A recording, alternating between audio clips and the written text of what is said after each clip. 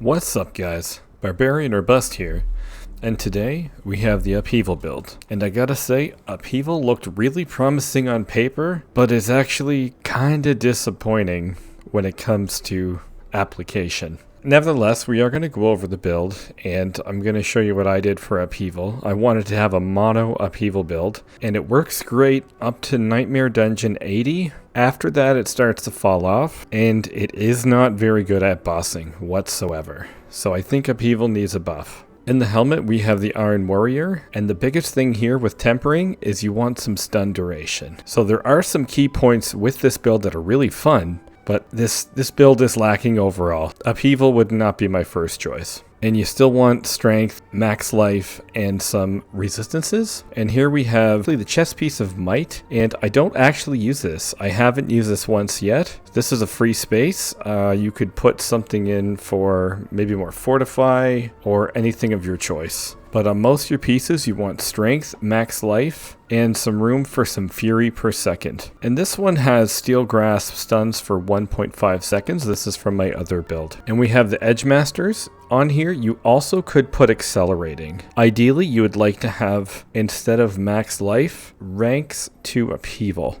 But you still want strength, and you definitely want attack speed. And you want to roll on one of your pieces that upheaval stuns for 1 second. This part is amazing, and that's why on paper, upheaval looked so promising, and I'm a little gutted that it's not better. And we use the Juggernaut in our pants. This one is for all your armor needs. You want at least one piece that has stun duration, and max life and more strength with more resistances. And Ghostwalkers in the boots. Ghostwalkers is a staple in all of my builds. It can really get you out of a tight situation, and again, have one piece that has fury per second. The Upheaval build is unfortunately not viable without the Hellhammer. This is a must-needed piece, and the Ring of Red Furore is a must-needed piece as well. This is definitely needed, but not necessary. Without the Hellhammer, I found that really Upheaval did not do very well. You really need those ranks to Upheaval. And with the stun, this actually works well. I just wish it did more damage. With our one-hander, we have the Blood Boil aspect. So we have another way to make Upheaval overpower. We have 4 different ways that Upheaval can overpower, and this is one of them. And on here, you want strength damage and overpower damage. And for your tempering, you would want damage or damage with a 2-handed bludgeoning weapon. And you want upheaval size. And here, the Sundered Ground aspect, also very important for this build, with damage and upheaval size for your tempering. For your tempering of skills, the ones that have the increased size, you can only go up to 100%. Because of that, I suggest only having 2 weapons that have the upheaval size, even though I have 3. Because this one is low rolled, and I'm not sure if I'm going to take this into the pit, that I decided to have 3 aspects with that. But here you want strength, max life, overpower damage. You could put damage with 2-handed bludgeoning weapon, just straight damage, and then you want the upheaval size. If this rolled better, instead of a low roll, I would take one of these off, and you could put on something like Berserk Duration. And over here, the Red Ring of Furore, this is absolutely necessary, and this is also why you don't need to have critical strike chance in this build. Even though this ring has critical strike chance, this is an amazing ring with strength and attack speed. And here you want to also use temper damage with resource generation. And this helps us get fury back every time we kill an enemy. So you can mono upheaval as much as you want. Banished Lord's Talisman. Great piece, great stats. Unfortunately, it got gutted, and this is a crap roll. Overpower is definitely lacking this season, but I still had to give it a go because this is a build that I enjoy, but Upheaval was better in Season 3. And for weapon expertise, we take the one-handed mace, and for the skill tree, we take 2 points into Lunging Strike, which we do not use. Then we max out our Upheaval, and we take Violent Upheaval. And as you see, we are going to be berserking pretty much 24/7 with this build. Then you take 3 points into Imposing Presence, 3 points into Martial Vigor, 3 points into Rallying Cry for Tactical Rallying Cry, 3 points into Iron Skin for Tactical Iron Skin, and you have to take the Iron Warrior aspect for this. If you choose not to or don't have it, you could swap this out for Challenging Shout and take Tactical Challenging Shout. 3 points into Warcry for Power Warcry, 3 points into Swiftness, 3 points into Aggressive Resistance, 3 points into Prolific Fury, 1 point into Pit Fighter to get 3 points into Slaying Strike, 1 point to Thick Skin to get 3 points of Counteroffensive, and we take the trifecta of Heavy-Handed, Brute Force, and Wallop, and we take Wrath of the Berserker for Supreme Wrath of the Berserker. We take 1 point in Tempered Fury for 3 points in Invigorating Fury, and your key passive is going to be Unconstrained. You will get larger numbers with Unbridled Rage, but because of our Fury generation, it doesn't play as smoothly. You could do both, but with Unconstrained, it's a very easy no-brainer setup, and I just wish it was stronger. With here it's stronger, but you have to generate your Fury a little better, and it doesn't play as smooth, but give both a try. And for our Paragon board, we path up the right, and we take Crusher. Our second board is Bonebreaker, and we take Wrath. Our third board is Carnage, and we take Might. Our fourth board is Warbringer, and we take Ire. Our fifth board is Weapon Master, and we take Dominate. And our final board is Blood Rage, just for the legendary node.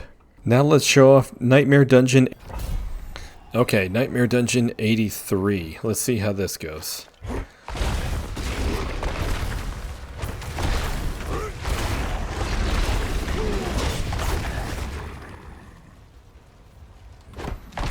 So, still going quite well. Takes a couple times to kill them, as you see. So with these red balls, wait till they get next to you, and then boom.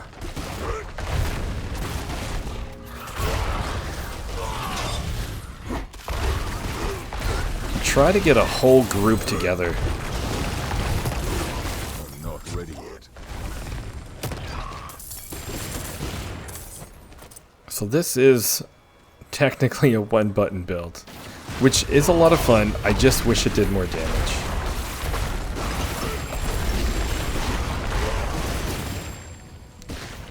And yes, it is doing great on 83,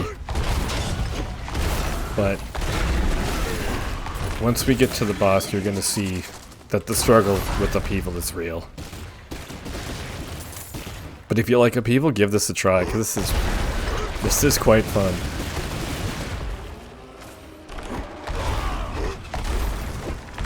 Just stand here. You run out of fury. Just hit Rallying Cry. Just picked up an Ancient South.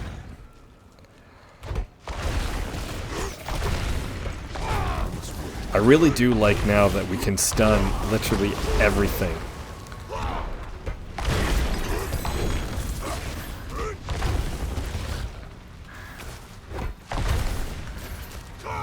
Okay, so now if we've run out of fury, we have to use Lunging Strike. So if you see right now how it got a little clunky, now imagine that on the higher Nightmare tiers. Doesn't really go very well.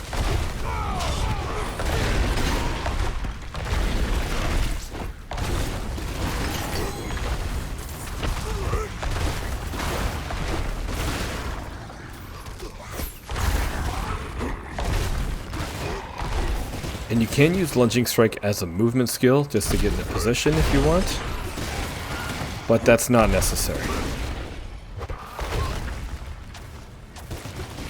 Alright, there should be a boss at the end of this one.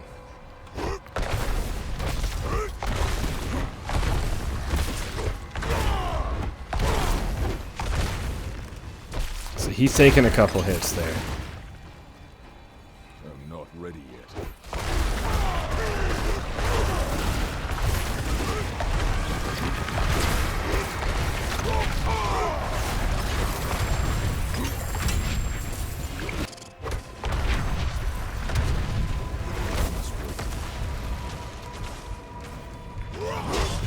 Alright.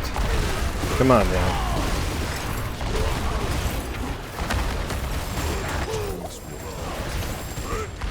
Yeah, walk around over the balls. That'll also kill people too. which is kind of fun.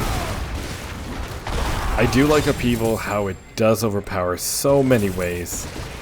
It just really sucks that they got it overpower this season.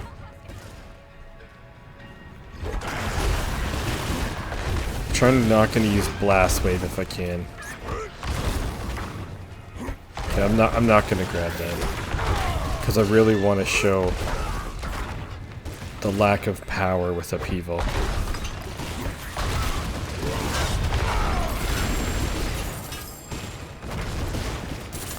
Pick these up because I'm poor. Oh my gosh. Oh man. Alright, so watch this. Ready? Boom. That is really fun. So killing trash, very easy. Like you're just walking around because of those balls. Oh man, that's cool. Look at that. I'm not ready yet. Just walk around. Grab up the ring.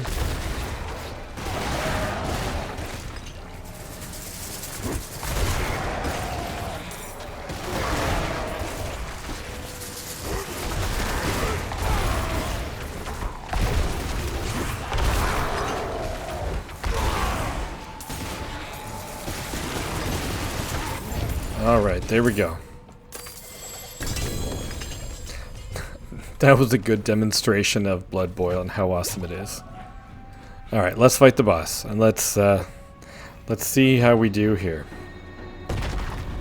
Alright.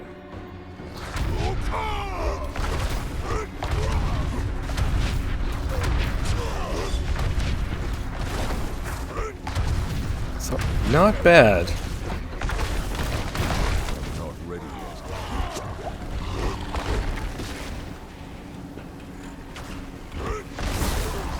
There are many other builds, like the double swing, that just easily would have this boss fight done by now.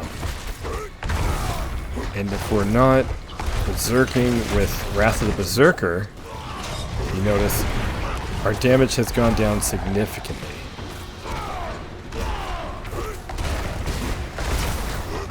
We can still do the fight. That's no problem. But just, it is quite slow.